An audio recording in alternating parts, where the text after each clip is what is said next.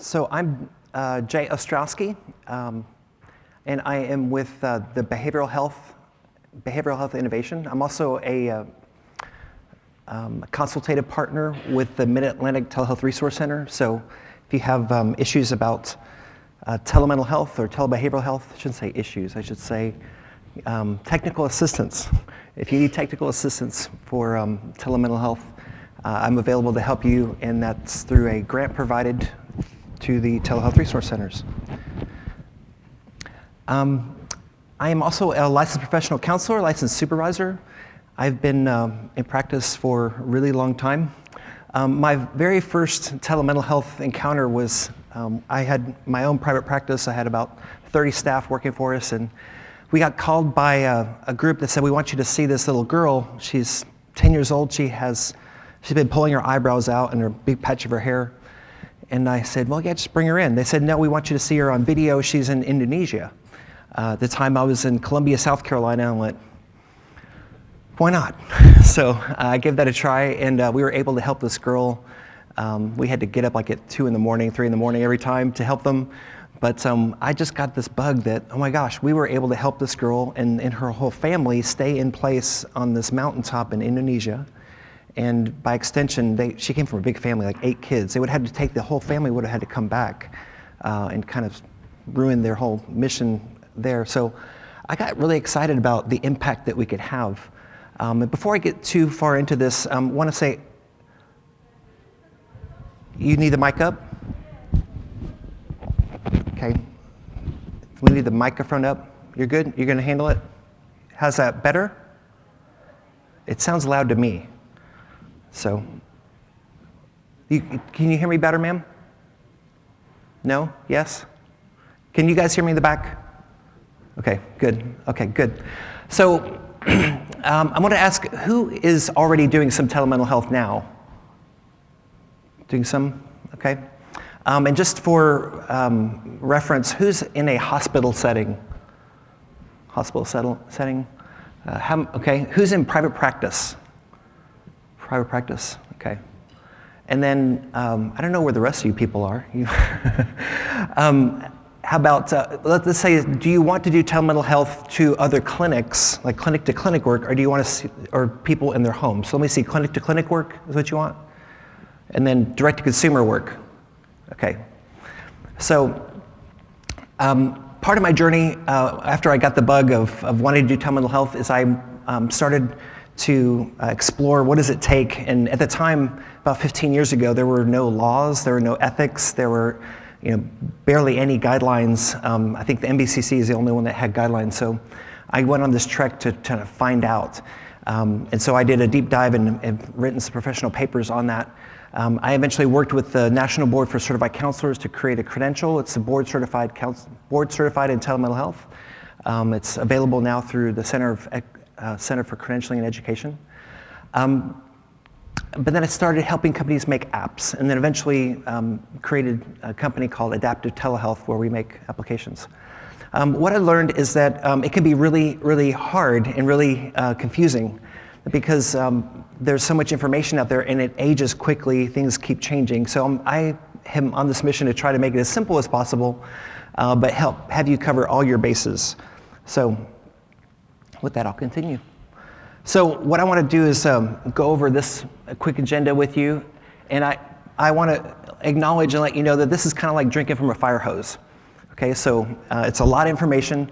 The slides will be available for you, and I'll be available for you. So I meet every other Friday online for 2 hours, just open office hours. I think the next one is this Friday, but also after the session or throughout this conference, I'm available to answer crazy questions. Why are there crazy questions? Why isn't this simple? Because it's just counseling, it's just psychiatry. The answer is because every use case is a little different.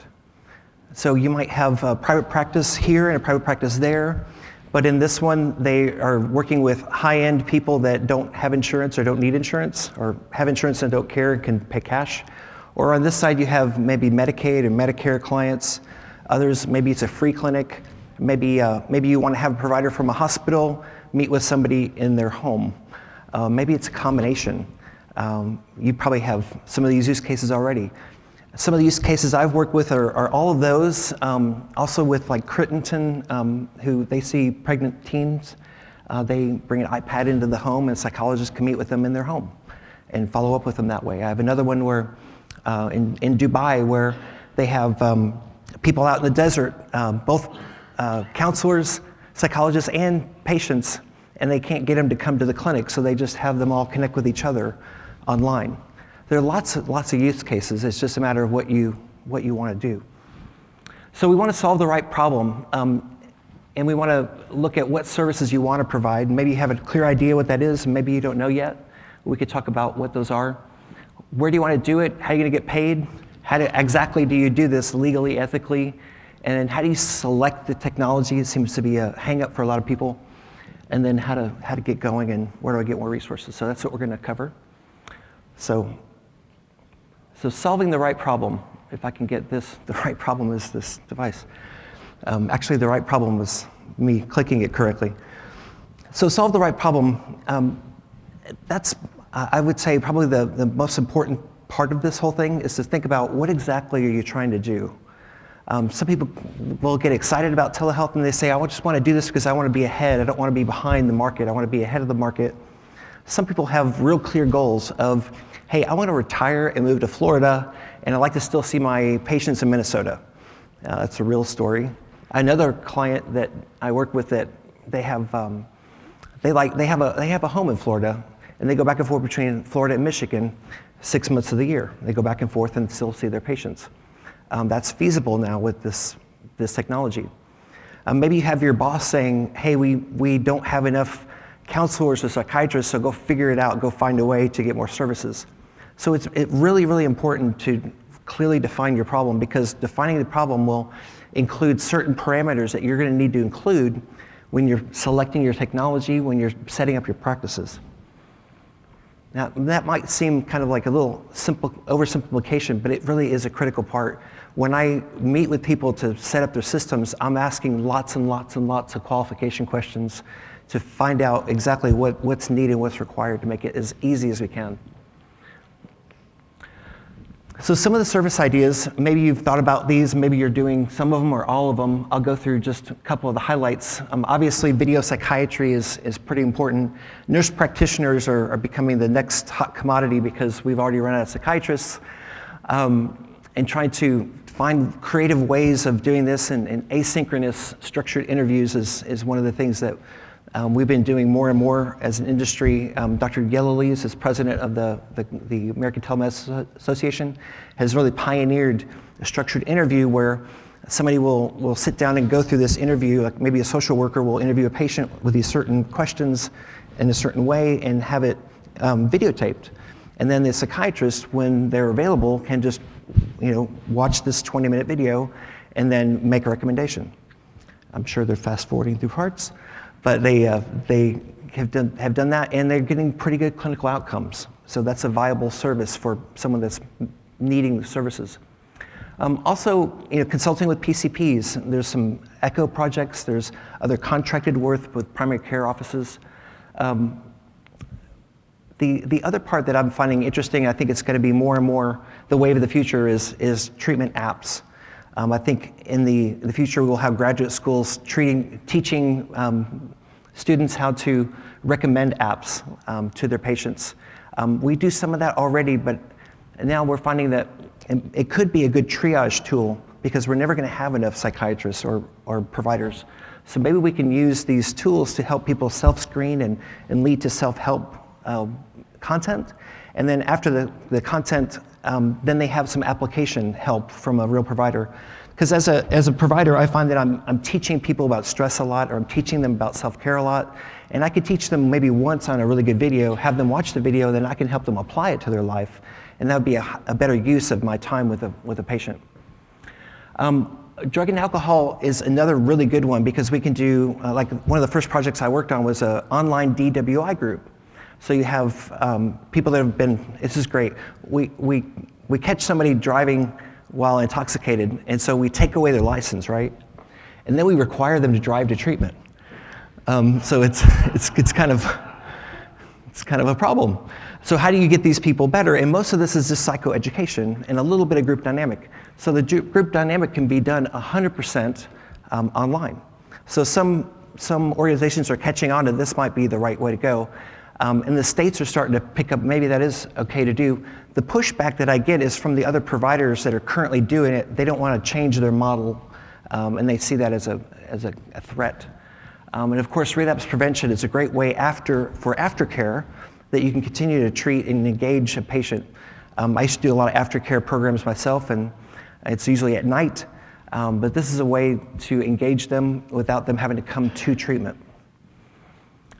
So some of the settings, you may have thought of these already, or maybe you haven't, but the clinic to clinic, so just define this quickly, it's really one clinical setting to another clinical setting. It seems kind of obvious, but the reason we have to think about it that way is because in a clinical setting, we have some assumptions that are not there in the home. Some of the assumptions, like a hospital will have maybe a chief technology officer or a HIPAA privacy officer that's really controlling the technology on their side and the storage of HIPAA-compliant data or HIPAA data, so that there's some compliance issues on that side that are being taken care of on both sides. When you're doing it in the consumer home, that may not be the case, or a school or at work. So when you're doing telemental health with these other locations that are not clinical settings, that really requires different software, technology, workflows, and practices. So that distinction of where you're doing it is a really big one when it comes to selecting what you're going to buy and do. So these are all different kind of options that you can do. So there are something like 5,000 journal articles supporting telemental health. And if you look at all of them, they all boil down to basically one of these four types of care. It's video, it's some kind of text base where you're typing something in. Maybe it's chat, maybe it's a messaging, maybe it's email, hopefully not. Or CCBT, which is computerized cognitive behavioral therapy.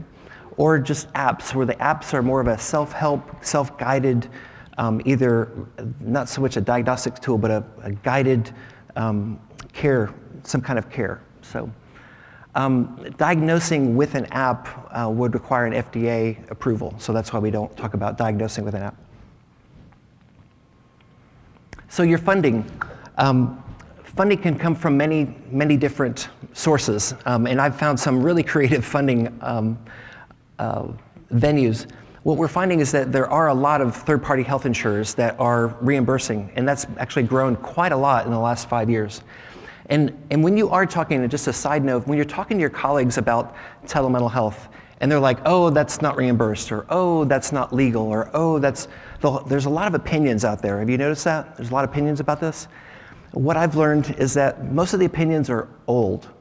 And not to be rude or unkind to them, but most people are not dealing with the most current information. So one of the resources that I'll give you towards the end here is, or I'll give you now, is TBHCOE.org,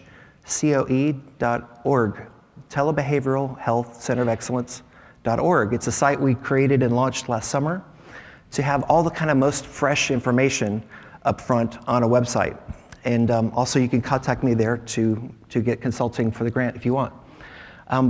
But on that site, we're going to be adding a number of resources in the next 60 days. One of them is a list of all the third-party providers that are reimbursing for telemental health. In addition to Medicaid, Medicare, we're going to talk about, is Optum or United Healthcare or Blue Cross Blue Shield, or is it Cigna, or is it Aetna? Who is reimbursing for telemental health in these states? So we're going to have a directory of that. We're also going to have a directory of all the laws for all the states. So you can actually get the exact law for social workers or for counselors or for psychologists or marriage and family therapists. So that's tbhcoe.org. But one of those is funding. How do you get paid? And that's kind of an important part. So there are lots of creative ways to get paid, and most organizations, they already have a payment model. Maybe you have some workflows, maybe you have a CFO or a CEO that's used to getting paid a certain way. What we find is that sometimes those methods are paying and sometimes they're not. So if they're not, it doesn't mean you have to stop your program, because there are many different ways to pay for it. So you can get direct reimbursement sometimes through a government grant program. I've worked with several people here in the room that actually have gotten federal grants or state grants. You can work with your Medicaid partner in the state to get a waiver, to get paid for certain services. Wherever there's a health crisis or a need, there's usually someone there to pay for it. So you just have to find out who that funding source is. Sometimes it's a grant organization. Like I know there's a couple of counties that have, like maybe they sold a hospital and now they have this pool of money for healthcare in their county, and they apply that towards grant funding programs like telemental health. Sometimes schools have funds to take care of students and keep them in schools. I know that in colleges, they need to retain their student body, and so they will pay for telemental health. If they understand telemental health, they'll pay for it in order to keep their student body, because that's their funding source. So I would say if you're worried or wondering how, we could talk and brainstorm if you don't already have a funding source for telemental health. And let me just go back for just a second on that and say there's another, you can do it. There's another thing to think about when you're working with a larger organization is there's a lot of good research that mental health counseling reduces other disorders or other healthcare costs. So sometimes by doing this, you are saving an organization significant costs. Hospitalization and rehospitalization is a huge cost to our organization. So if somebody's just had a medical procedure done, a surgery, that next 30 days, they're going to get a significant penalty, the hospital will, if that person is readmitted. So doing telemental health follow-up care to help them take their medication, to get their head up, to not get depressed. Because if you're depressed, what do? You don't really take your medication, you don't get exercise, you don't take care of yourself, right? Or if you're anxious, you might get into a different kind of crisis. So think about ways that maybe you're saving costs by providing care. So I want to go over some of the best practices, the things that you're going to need to do if you're doing either direct-to-consumer care or clinic-to-clinic care. And I'll talk about some of the differences as we go along. I did want to mention that I'm going to zip through a lot of this and then open up questions. So please take a couple notes on what questions you want to ask as we go along, and I'll make sure we have some time at the end to answer questions. So the first of all is training. Most state laws require training. And before I go too deep into this, I'll tell you where I derived these best practices. So as part of creating the credential board certification in telemental health, I did the crazy work of going to every state licensure board for 8 professions. So for counseling, social work, psychology, nursing, physicians, marriage and family therapy, addictions therapy, and peer support. You're like, that's a thing? It's a thing. There are state boards that regulate that. There are 12 blessed states that have composite boards for all of mental health, and then MDs are separate, but only 12. So all these other states, you have to go to every individual board to find out what they mean. What laws or regulations they have. What I found by doing that work is that I thought, oh, this will be easy. I'll just go and I'll just type in telemental health and see what comes up on a keyword search on their laws. Do you think that worked? No, it's government. Come on, that can't work. It can't be that easy. So I had to read the law and then read it again and then contact the board and say, do you have a policy on telemental health? And they'll say no. And so I read through it and I say, well, maybe it's this any service by electronic means that is telemental health. And then I read another one that says digitally related care, digitally related. So as I went through, I found that the licensure boards, they use 26 different terms for telemental health. I use telemental health and telebehavioral health kind of interchangeably and broadly to mean anything to do with the psychological, social work, psychiatry services through the internet or through digital means. So I have a bigger definition, but that kind of sums it up, I think, for you. Because I'm looking for what's required to do work in the state. And what I learned, I was training the licensure boards on telemental health for years when I worked for the National Board for Certified Counselors. And as I would talk to them, I would try to educate them because I didn't want them to make kind of goofy laws when there's no reason for them. An example of a goofy law, in my opinion, is to say an in-person consult is required before you have online care. There is no research on the planet that says that that's required or even hints that that's necessary. I've worked with and met psychiatrists that have worked online. One of them for 9 years never saw one of the patients in person for 9 years. And there's so much research that shows that telemental health has high efficacy. There are so many studies that they're all kind of like in meta-analysis studies now that show very high efficacy, and patients like it. There's actually a lower no-show rate of people that do online care. So that's pretty cool that your no-shows can drop. That was from the VA.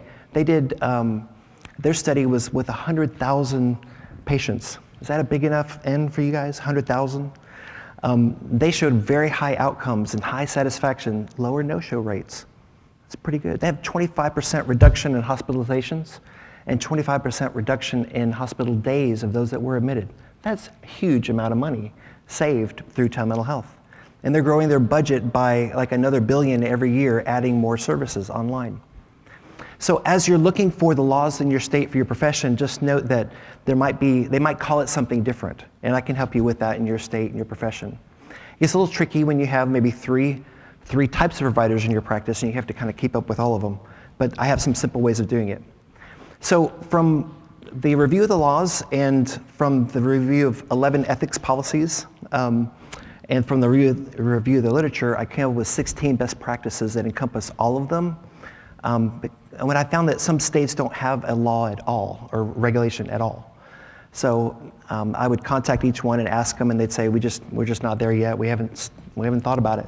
And some, like Ohio, have a whole bunch of rules. There's only one state that doesn't allow telemental health at all, and it's for one profession. It's in New Mexico. They don't let counselors do telemental health.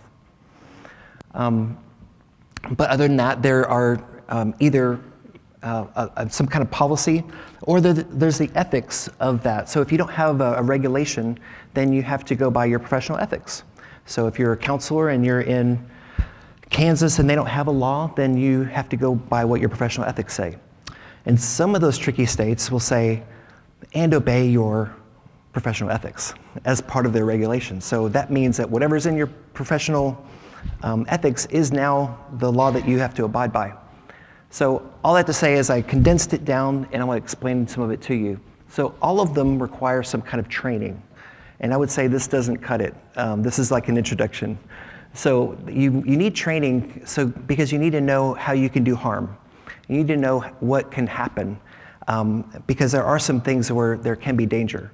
And I can go over some of that with you. Almost all of them talk about security and privacy. So, there's this thing, some people may have heard about it, called HIPAA. There's grown. So HIPAA has grown up into high tech, which includes a lot more teeth and a lot more requirements that if you haven't gotten a refresher on HIPAA, you need one. One, it's required, if you didn't know that, annually. So HIPAA is an important thing to look at. And then as far as getting yourself and your staff trained, there's something called a risk assessment.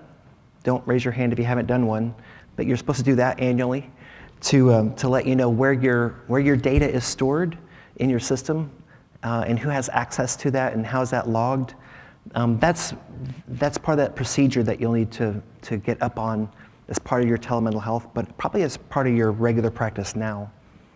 So when I look at all these best practices and I'm talking through them with people, I get sometimes overwhelmed by, wow, there's a lot of stuff we got to do. But I do have a handy chart that I can give you if you want to contact with me that talks about, I made all these best practices into kind of one-time things that you need to do, like training, and then what you need to do to set yourself up, and then what you need to do on your first visit with a client, and then what you need to do every visit with a client. So, and it starts big and it goes down to small. So what you need to do with a person every visit can be very simple if you create some procedures to get yourself there. So while I talk about all these requirements, I want you to know that they can be simplified, but it may sound like a lot up front. You with me? Just nod your head. No? Okay. So jurisdiction. So if I'm located in Kansas, can I see somebody in Colorado? Yes? No? If I'm in, why or how? What's required if I'm in one state? State license, right? But that gets tricky because every state has different requirements. So some states require you to have a license where the patient is. Some states require you to have a license where the provider is. Some states require you to have both. Some states require you to abide by other states' regulations. So I think it's kind of good. It's kind of sticking together. So when we call this, the problem is called crossing state lines. Can I cross state lines? The answer is yes, conditionally, if you have a license. There are also 6 states that have kind of this kind of temporary licensure. Like, so my clients moved to this state. I think Oregon's one. So they've moved to Oregon. I'm licensed here where they are, but they've moved to Oregon. Can I still treat them? They say yes for a certain amount of time. You just have to tell the board. So that adds a little bit of flexibility to your practice, but it's just 6. There are some agreements coming out where if you're licensed in one state, you can practice in many other states. So social workers, you guys may already know that I think they have 22, 24 states now. If you're licensed in one, you're licensed in all of the others. So that makes it easy for social workers. Psychologists have an agreement they're trying to adopt. It's kind of slow going. Physicians have, I think, 13, 14 in their agreement, and counselors are still thinking about how to do that. I don't think marriage and family or addictions have anything yet, but I think it's an emerging practice where we'll see jurisdiction kind of handled over time, but it's probably going to be a while before that really comes to light. What I have found is that if you don't have enough patients in your state, you're just not visible enough because there's usually enough clients that need help in every state. So if you really do need to expand beyond your state, look at another state where you would expect a lot of referrals and develop a referral relationship. But I would say first start in your own state to develop strong referral systems or referral workflows there, and you probably have enough patients where you won't need to accept patients that are in different states. That would just probably make it easier for your practice. But if you're regional and you do cross several states, there are some ways to operationalize that I can help you with. So the next thing is suitability. Suitability is a requirement by most state licensure boards and by ethics. Suitability just simply means, is this client or patient suitable for this service? Are they suitable for this service? Is this good for the client? Right? Because we don't want to force clients to do things that are not good for them, right? That are just in the best interest of the provider. Now, the use case for telemental health is usually there's not a provider around. So it's either this or nothing. So would this be better than nothing? Probably. But there are some cases where maybe they're not suitable for telemental health. And I used to struggle with this because I'd hear people say, well, we wouldn't want to see somebody that's suicidal or homicidal. Would you agree with that?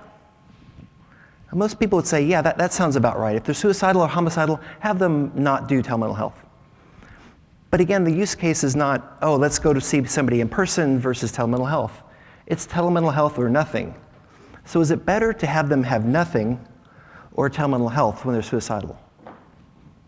It's better for for telemental health when they're suicidal.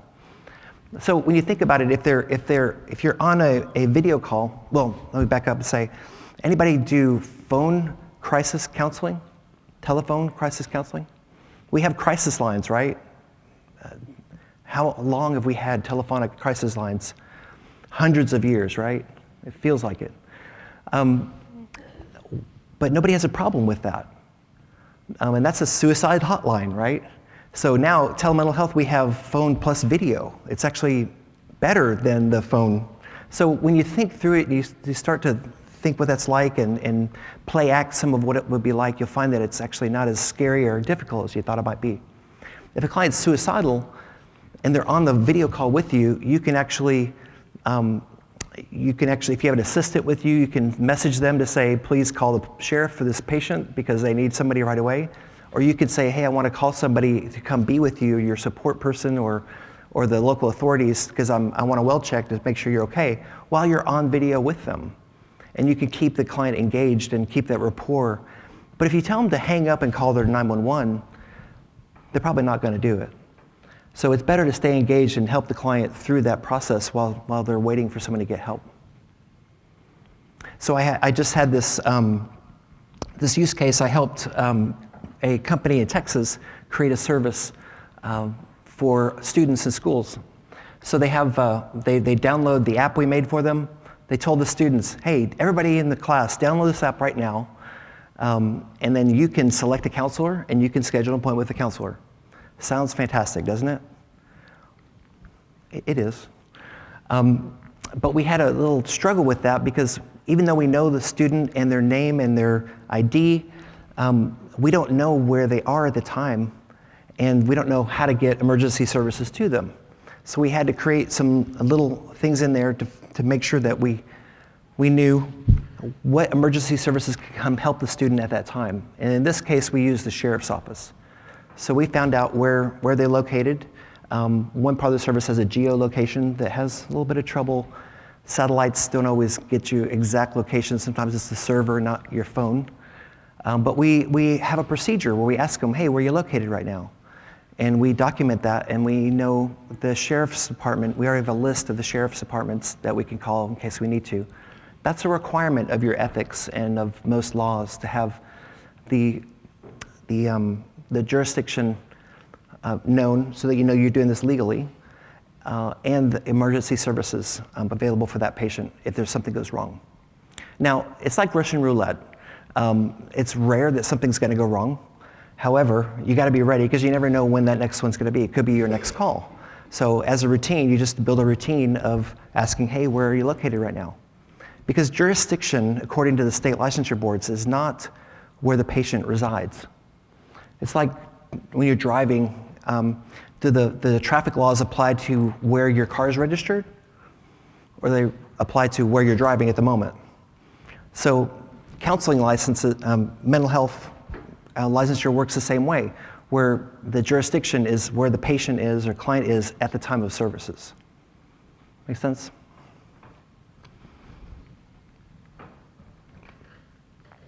So remote emergency services and then informed consent. So I hate having to say this, but until every state has a law or regulation, I have to kind of say the ones that have a law, almost all of them require a very specific consent for telemental health specifically. So if you have a consent form, you need to add to your normal consent form, hey, in case we do telemental health, you need to know these certain things. And some of them usually have to do with, you need to tell them that it's not exactly the same as in person, that there may be, a disruption of service that we might be able to connect again. There could be that someone's invented a way to hack us or eavesdrop on our conversation. Those are things that we have to tell them. That's informed consent. And then each time we meet, we need to make sure, are they suitable still? Are they too anxious? Maybe their suitability is that they're paranoid, and they're worried about technology. Maybe they're fumble fingers and they're scared, they're not going to do it right. Most of the time I found that patients, if you work with them, you just talk them through the initial time before a real appointment. If you have like a admin or support staff, just have a quick visit with them to say, hey, let's have just a quick video meeting to make sure everything's kosher and works for you. Show them how to turn the video and audio on and off, and they're usually okay. They have a lot of peace. When you do that with your provider and with your client, they get a little confidence about doing this service.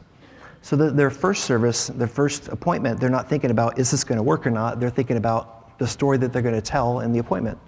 And the provider's thinking about how they're going to assess this person. So a little bit of warm up with your client to tell them about this will make them more suitable as you go forward in your service.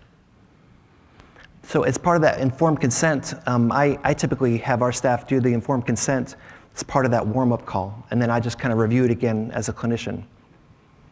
And every state may have a little different regulation on what needs to be in that consent. So backup communications. So in case you're, if you've been on the internet before, yeah? Does it work 100% of the time? It seems like it does, but there's sometimes it just might stop. I remember having a video call with a client one time and it just like stopped. My computer's working, but no internet, just suddenly. I'm like, what's going on? So I thought, So I called my client and I'm talking to him on the phone and I look out the window and there's a cable company out in front of my house and they were installing the cable for the neighbor, but they cut my cord at the same time. Like, stuff happens, right? There could be an electrical storm, there could be power outage. If you're having an intense conversation with a client and the video cuts off, that's kind of traumatic for the client. And they need to have some assurance that you're going to be able to connect with them. So we're predicting that these things can happen, and we need to set up in advance as part of our onboarding of the client, hey, if something happens to our video connection, here's what we'll do. And the routine that I usually do is say, go back to the video button that you had a moment ago if you do have electricity, and just click on it again. We'll both meet there again, like nothing ever happened. And that's typically what happens, is we just get right back on a video call. But if there is a disruption, I'm going to call you on the phone number you gave me. And if you don't hear from me in 10 minutes, I want you to call me. And here's my number. So we have this kind of real assurance. And again, I've hardly ever had to use that in 12 years. But I've found that just giving that to them one time in a document and telling them where to find that, they feel reassured. And when you're doing a lot of this work, you set up these things and you're just making protocols and things like that. But what really makes the difference between a successful and not successful program is the confidence that the people have, the So your providers are going to need confidence that, hey, you're guiding them to abide by the laws and best practices, that everything's secure and kosher. You're not trying to jerry-rig some kind of system that may or may not be compliant. They want to protect their licenses. If you ask a provider what's the biggest thing that concerns them professionally, they'll say, I don't want to do anything to lose my license because it took us a lot to get it, and we don't want to lose that. So we're kind of a little terrified of the licensure board, to be honest. So we want to do things that are ethical and legal and compliant. And the client wants to know that they're going to be able to connect every time and that they are assured of a good visit. The admins want to know that they're not going to be called out, that they have to support you in a way they don't know how to do. So practicing these little routines, creating these routines with the clients and your staff will go a long way to make a successful program. So we're going to switch now to technology and want to give you a couple ideas about that. So I've helped create technology for lots of companies now. I think I'm on my 12th app that I've helped make. First, just as a content expert, and now we're actually making the physical apps, or digital apps. So some things to consider are, first of all, security. So as I talked about HIPAA a minute ago, when I did a lot of research on HIPAA, I found that there is a wide variety of people that, a wide variety of interpretations of what HIPAA really means. So I do highly recommend that you get good training on HIPAA. Those of us that are kind of in the industry, we talk about HIPAA-secure because no app is HIPAA compliant. So let me repeat that. No app and no service, no technology is HIPAA compliant. So if you're asleep and you wake up to hear that, it is true, it wasn't a dream. No app is HIPAA compliant. And you'd go, wait a minute, there's a room of vendors over here that says that their stuff is HIPAA compliant. Because you're going to go and they're going to tell you it's HIPAA compliant. And I'm going to tell you with certainty, the ONC, the Office, the ONC, National Coordinator, Office of the National Coordinator, and the Civil Rights organization of the federal office that prosecutes will say that nothing is HIPAA compliant because you have to be a covered entity to be compliant. So to be a covered entity, you have to be a person that obeys the laws, right? And I've tried to automate HIPAA compliance because that's why I try to automate everything because I'm allergic to typing. I try to automate that. I'm allergic to billing. I'll try to automate my billing. I want things to be easy. So I found there are 92 different factors or things you need to do in HIPAA compliance. And I found a way to automate 72 of the 92. but there's still 20 that I have to do on my own, that takes a human to monitor them. So an app by itself is not going to be enough HIPAA compliance for you. You need to know what is required for your organization for you to be completely HIPAA compliant. When a vendor talks about HIPAA compliance, here's what they typically mean. They typically mean that they have encryption, which is good. They typically mean that they'll sign what's called a business associate agreement, or BAA. They'll sign a BAA. So on the encryption part, there's a lot more to security than encryption. Because even though you have think about this like an armored car. You have an armored car, you're going to put all your patients in, you're going to have your children in an armored car, and they're protected in the armored car, right? You're going to drive this armored car. What if it has a flat tire on the way? How do you service that armored car? Let's say you drive the armored car and park it somewhere where no one's watching, and it could be broken into and no one would know if it's broken into. Is it as secure as you thought? If you drive the armored car and somebody leaves the keys in it, or anybody's allowed to have the keys, or hey, there's a key machine and they keep cranking out keys, and lots of people have, we don't even know who has keys anymore to this armored car. The armored car sounds less and less safe the more you think about how people can access it. So these access controls are part of HIPAA compliance. So HIPAA compliance involves administrative access controls, technology, which is that security part, that encryption, and more, and physical controls. So who actually protects that physical server? Is that protected, or is that in somebody's garage? And who has access to that? Is that updated? Is it protected? So HIPAA compliance involves a lot of things. That's why you do a risk assessment to go, okay, what's secure, what's not secure? But at the end of the day, you're going to have to trust somebody, because most of us are not going to become HIPAA experts, right? So you're going to have to look at a company and go, okay, how much of this do you do? So as part of the Telehealth Resource Center, a few years ago, we made a little guidelines on kind of how to tell if a vendor's HIPAA compliant or not. Remember, we call it HIPAA-secure because nobody's HIPAA compliant. So here's some questions you can ask about that. You can ask them, how many types of data do you protect? How many types of electronic protected health data, or EPHI, do you protect? And they'll say all of them. I bet you they'll say all of them. It's like, well, how many? Okay, there are 18 types of data. There are 18 types. So most people think of, well, you know, it's health data, so this is like your diagnosis, right? Or health data is like the treatment notes, right? And those are HIPAA data. But did you know that their phone number and their email are also HIPAA data, or protected health information? Did you know that their IP address, so when they're connecting, when your patient's connecting to a server, it has a little address that I can locate you, put the IP address in a Google map, and it'll show me your location, where you're located. Your zip code can be HIPAA data, or protected health information. Your zip code, just the zip, only the zip code. As soon as, according to the Office for the National Coordinator and the Office of Civil Rights, as soon as a patient contacts you, so that contact us page, as soon as they enter in their name or anything into that, that's now protected health information if you're a covered entity. So if you have a contact us page and it's not protected with all these controls that I'm talking about, it's time to upgrade a little bit. So you want to talk to a vendor that has lots of HIPAA protections, and you want them to go on and on about all their protections. They should have a list of all the protections they do for HIPAA security.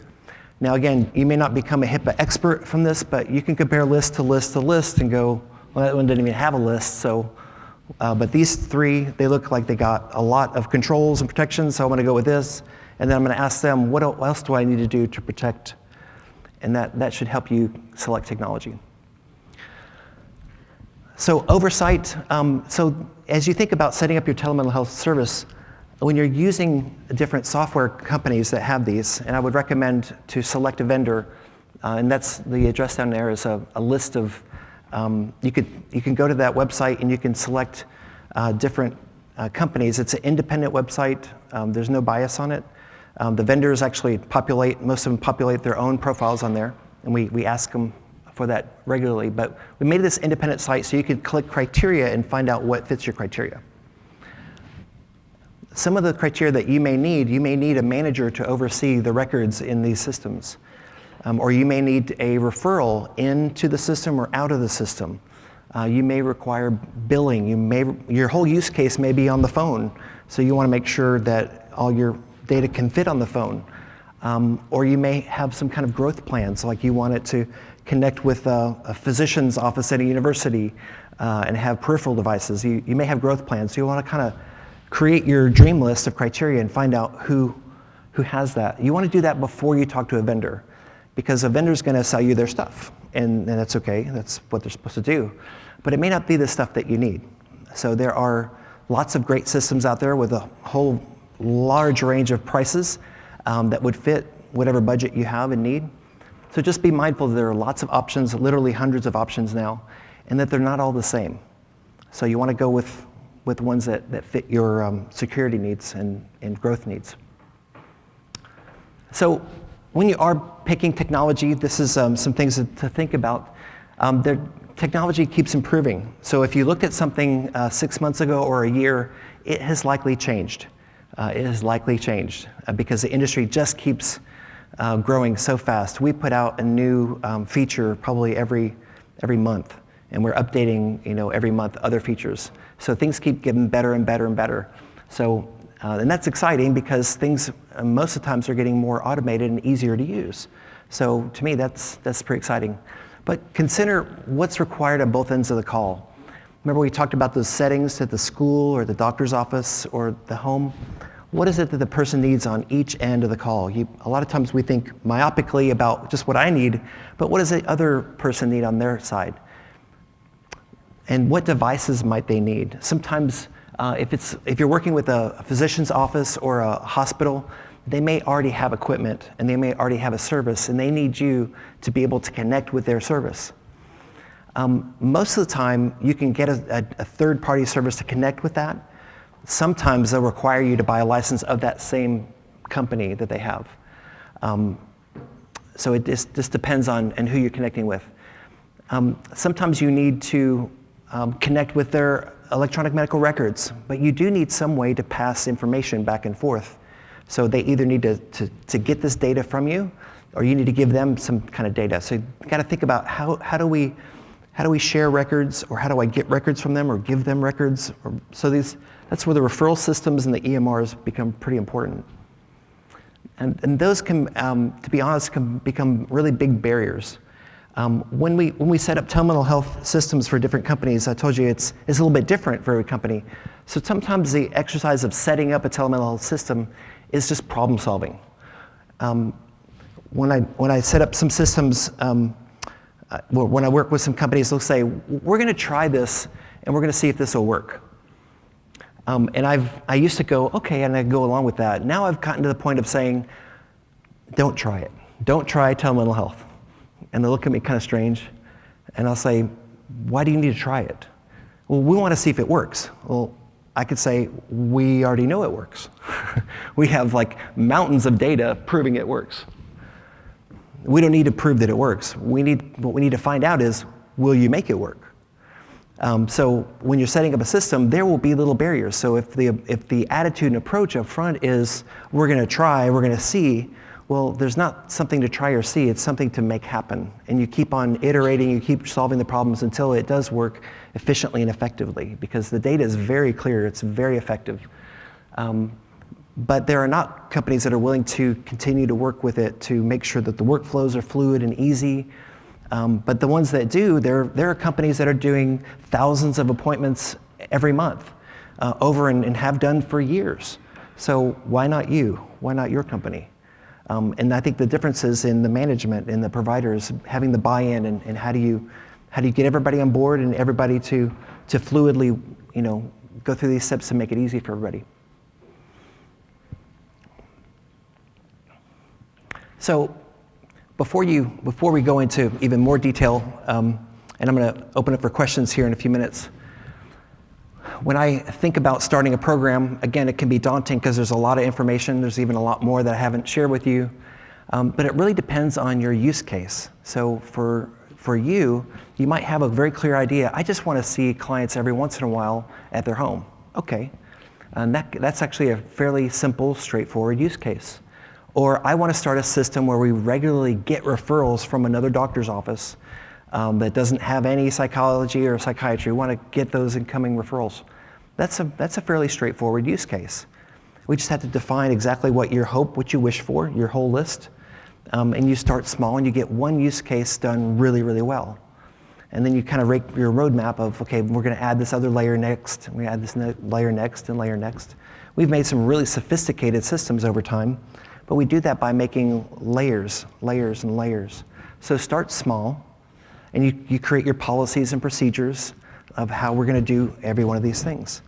A program will survive if it has more than one person involved. If it's just like one, if you hire a coordinator to do this, and they do it and then they leave, you lost your whole program.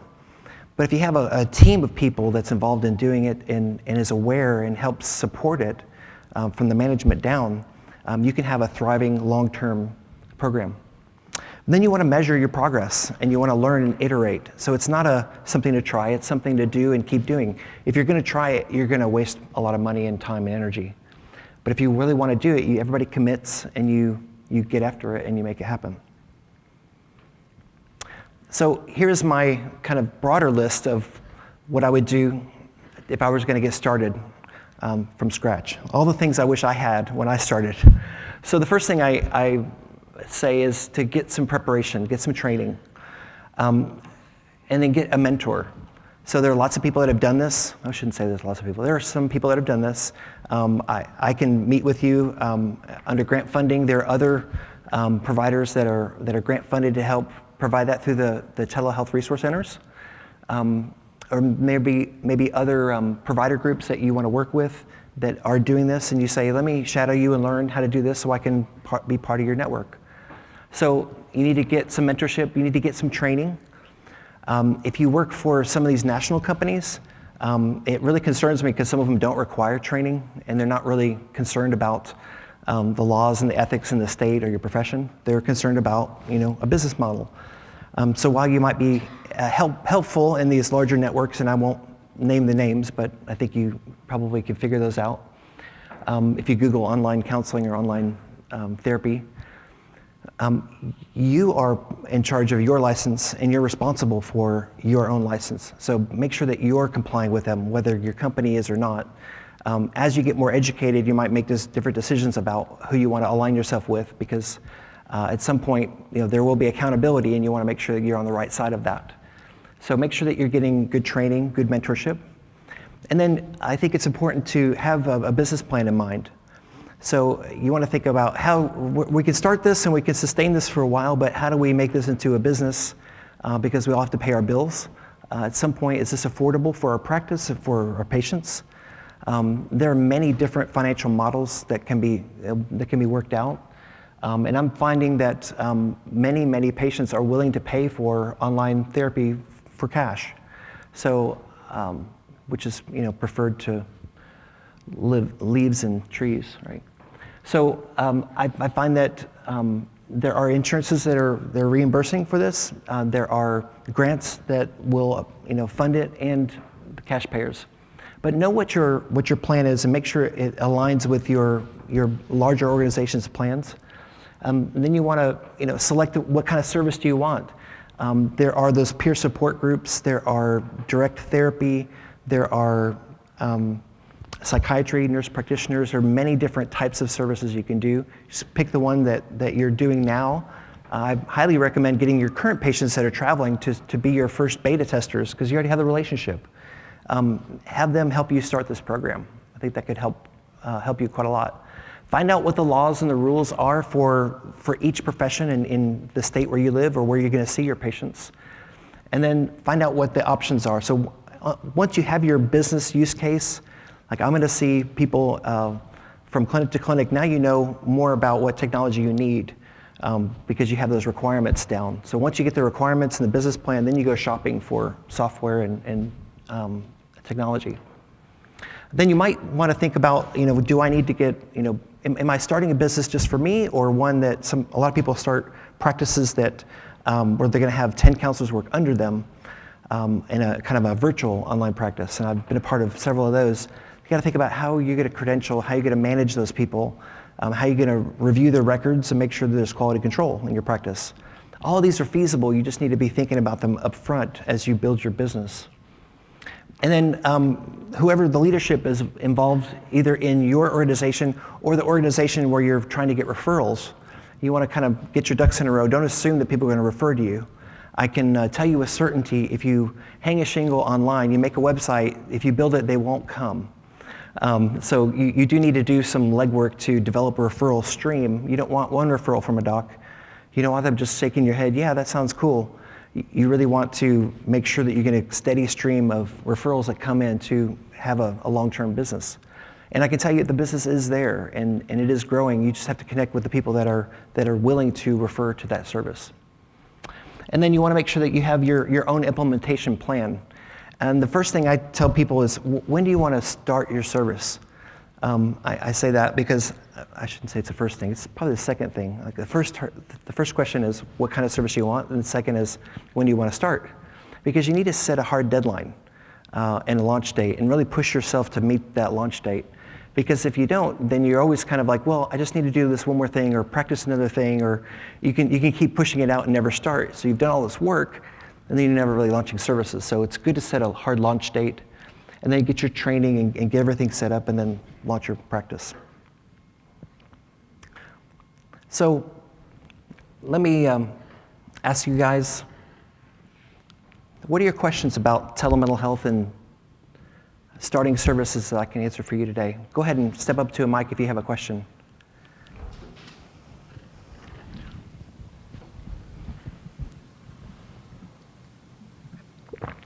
Hi, we're actually here from Orthopedic and Spine Center, and we're kind of scouting out telehealth. I was just in another conference, and she was a mental health provider as well, and she mentioned that some of the patients were maybe refusing some services because of the copayment that they have to do. I just wanted to know what your experience with that was. Well, there are some patients that have been trained to not pay a copayment, right? You kind of chuckle, but it's true, because some practices have a practice of just writing it off, right? So that does happen occasionally, depending on the population.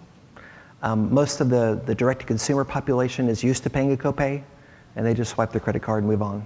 It's been my experience. So, other questions? Will you show your resource slide, please?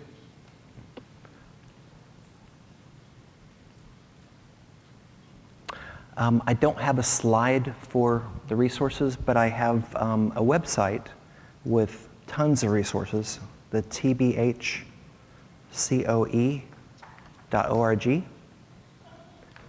Telebehavioral Health Center of Excellence.org, TBHCOE.org. And then my contact information is also in there. It's a little contact us form, and you can ask me direct questions if you have specific resource questions. That is part of the difficulty in starting up, is that I know there's an answer out there somewhere, I just don't know what it is or where to find it. And so that's what I do as a consultant, is just help people find the information, more like a librarian sometimes than a consultant. So answering some of these questions, how do you decide what apps to recommend to patients? Is there a difference based on age? There is quite a big difference. I call them, if you look on the app stores, and you search mental health or depression or anxiety or something, there's like 500 apps, and I call them crappy apps, because it's either made by a technologist that knows nothing about therapy, or it's made by somebody in therapy that knows nothing about technology, right? So it's kind of hard to find someone that knows both spheres. Also, it's not so much the app, it's the data that's the biggest concern for me, because where's this data go? And this is where you have to read the fine print of these apps. The terms of use are really, really important, because they might be selling your patient's app, their data. And so you have to be really careful. So I'm really conservative when I recommend apps, because I'm concerned about liability at this point. I will say the Department of Defense and the Veterans Association has some pretty good apps. I think there are about 8 or 10 of them out there that are really good. And we know that they're secure, they're free, because our tax dollars paid for them. So at this point, there's sadly not a lot of good apps. But if you ask me about a specific one in an email or something, I can look at it for you. You mentioned utilization of telemental health for drug and alcohol treatment, 100% online. Is this a group therapy structure or one-on-one? So you can do drug and alcohol treatment online, 100%, either individually or as a group. There's actually a couple organizations I work with that are doing IOP online. So intensive outpatient treatment, 100% online. So they have like a group video or a video of a group room where they're doing psychoeducation, and then they meet one-on-one with the patient or client to do their individual treatment. So both, and then to get like drug screening or urine screenings, they send them to their local doc or to like a LabCorp office to get their drug screenings locally. There's some people that do like these breathalyzers, these little, like Alcohoot is one that I know of, where they blow into it and it shows their blood alcohol level. So you can have someone be on video and take a breathalyzer right there for you to view. So there are lots of options like that could be implemented if you want to do treatment online for that. So there is data that supports, I wouldn't say increased compliance, because there's not but we have shown increase in outcomes and in attendance versus in-person services. And I usually say in-person instead of face-to-face, because when you're looking at someone's face on camera, on a screen, and they're looking at your face, it feels like face-to-face, so I usually say in-person.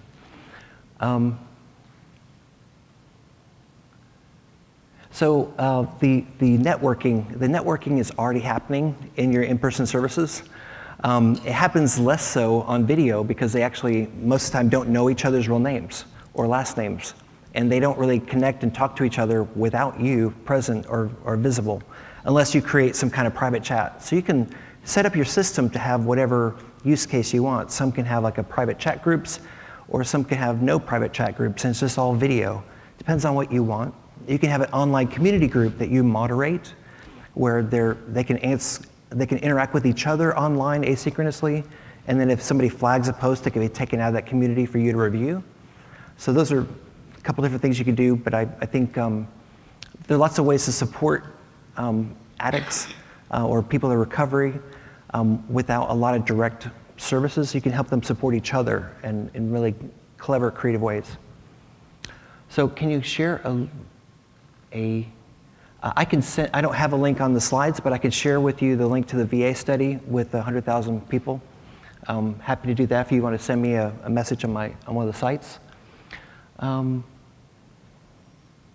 Type of privacy, confidentiality protections.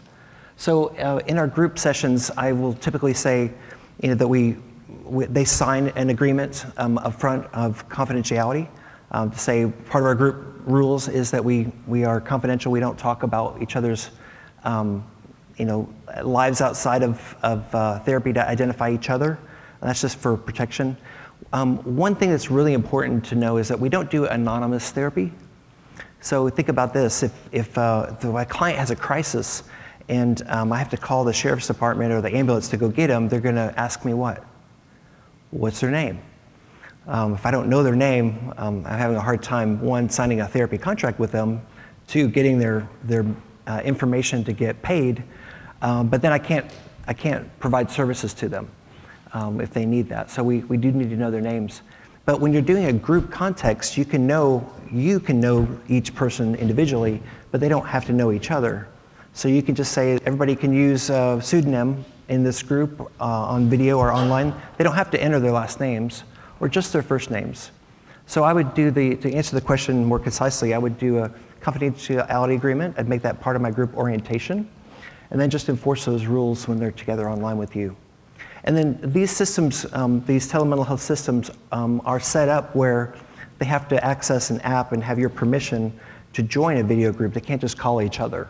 So it's usually a group meeting you're setting up and you're there during that call. So other questions? kind of zip through that kind of fast.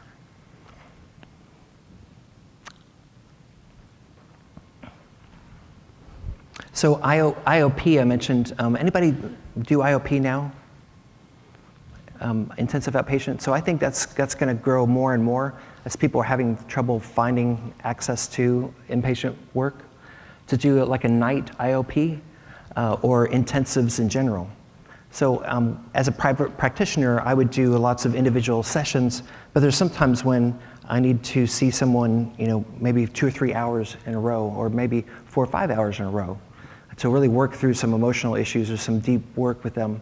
And we would take a break. We wouldn't do 5-hour power all through it, but with telemental health, if it's a cash business, you're able to do some creative things in therapy, like maybe 15, 20-minute check-ins with them, especially with adolescents, right?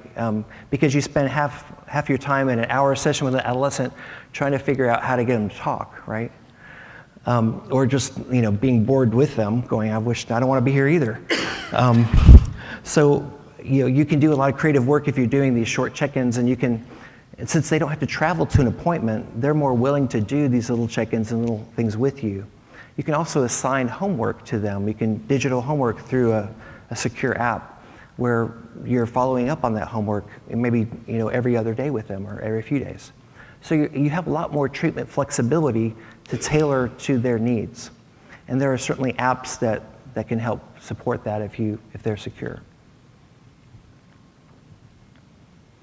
So if you are please go ahead.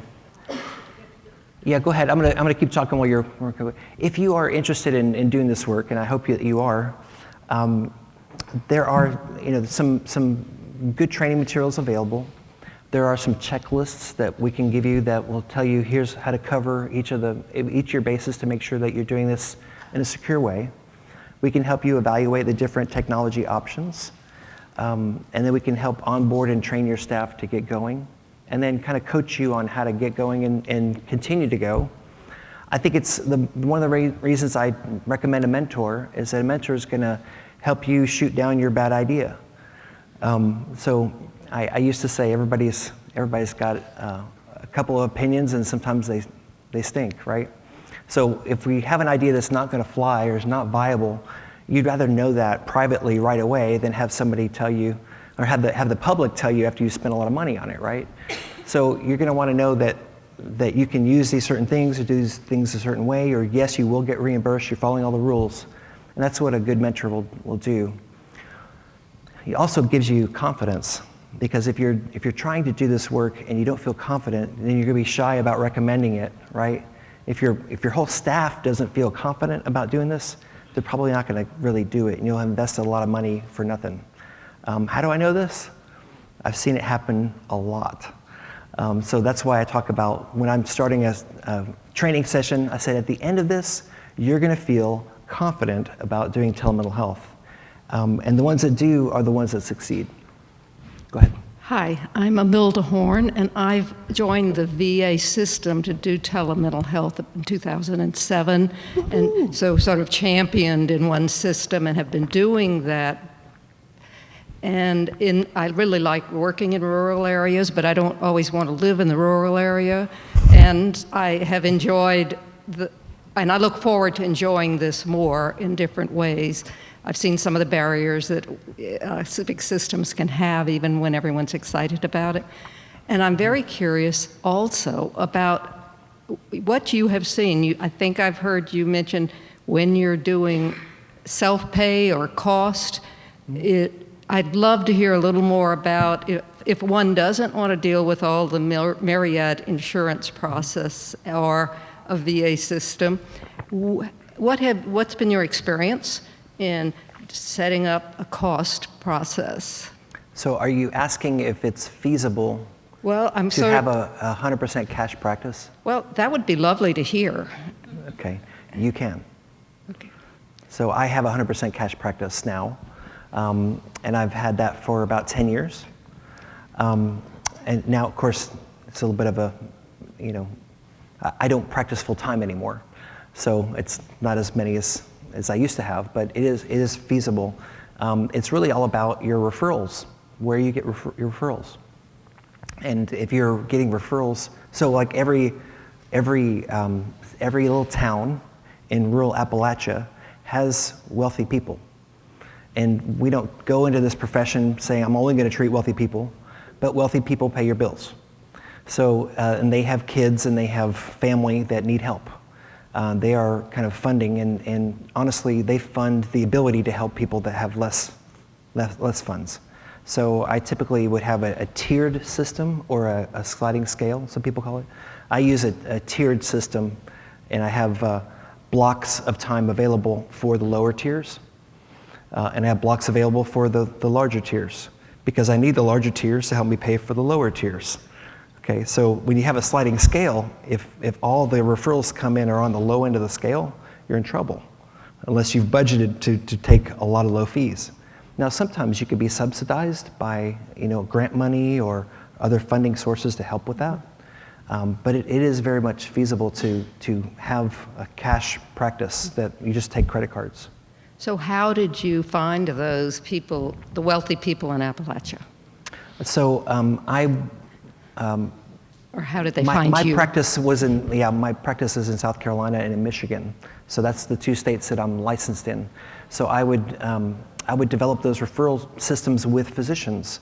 So I would go to a physician group, usually one that has 3 or 4 docs, and meet with the physicians, and then say, here's my service, and then I meet with a referral coordinator, and I would give them my contact information. I would say, this might be new to you. I would like you to try me out. Send me 3 patients, and I'll send you feedback, and you'll get feedback from your patients that they like this. So part of that is your salesmanship or saleswomanship, where you're going and you're explaining, here's what this is. This is just like in-person services, but I see them on a screen. And I've been through training, and I practice best practices and security.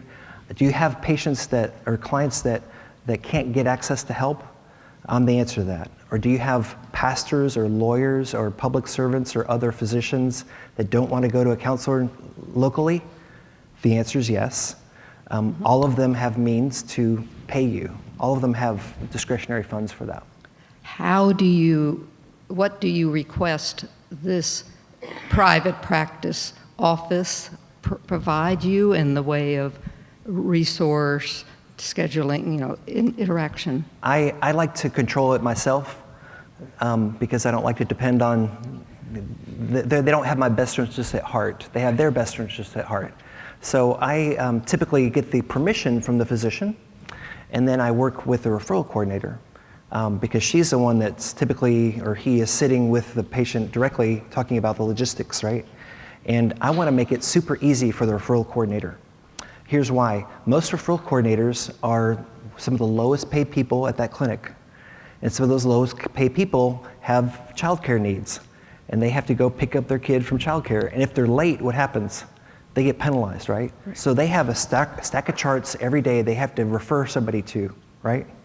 Before they can leave. So they have incentive to refer as quickly as possible.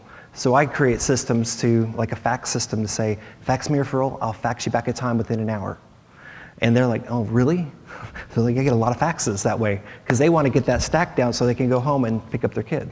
So I go to these clinics and I try to find out how to solve their problem with my service. Are you seeing the patients at the patient's home? I'm saying patients because I'm medical. Yes.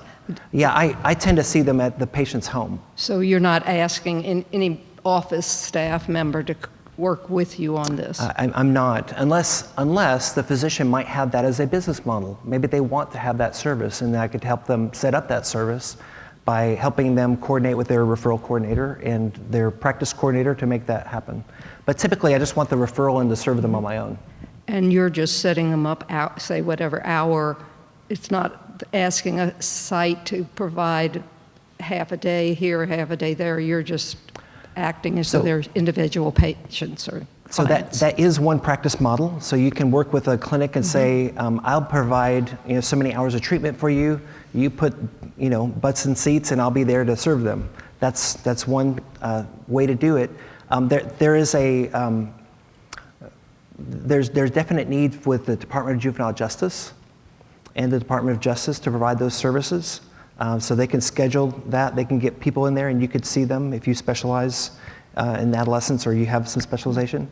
Group homes, we place group homes way out in the country somewhere because that's curative or something.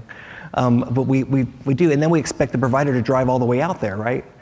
So group homes usually have a shortage of services. You could say, hey, let's schedule a couple hours, at these times, and you put the students there, and I'll serve them. Also, day treatment centers, especially the ones that have school treatment centers for kids. They usually have mental health needs too. You just contract hours. It's a way to kind of supplement that direct consumer service too. I remember reading an article that was trying to be very positive about, seeing your doctor at home. And they kind of wrote it such as, well, you go home and you pour yourself a drink and relax. And I thought, okay, yes, I hadn't thought about that before. What do you do about those who will have poured themselves a drink or two at home if you're doing whatever time of day it is? So if you've seen drug and alcohol people in person, do you think you've ever seen somebody that was inebriated when they came into treatment? I'm sorry, say that louder. Do you think your clients have ever come in drunk to treatment? Yeah. So how's that different than at home? Well, you can smell it, for one thing. Yeah. You don't have that sense of Do you think you smelled every one of them, or did some slip by? Chances are some slip by, right? Especially if they were, drinking certain types of drinks. What I find is I can usually tell if my client is under the influence of something, just to broaden it. And I address that with them because I think there are more things than just the smell that you can usually tell. So I will say, since I am a fan of telemental health, there are some things that it's not better than in-person therapy. I'll just say that I prefer actually seeing people in person. But since I don't live where I'm licensed, that's not an option. And my clients tend to prefer seeing me online versus no services or driving a long way to services. So I adjust myself to those little things. And you can usually find other ways to address them. If they're drinking while you're with them, there's some fodder for therapy, right? So these are really good questions. And I do notice the time I need to get going, but thank you all for your time and attention, and I'm available to help you more if you'd like. Thank you very much.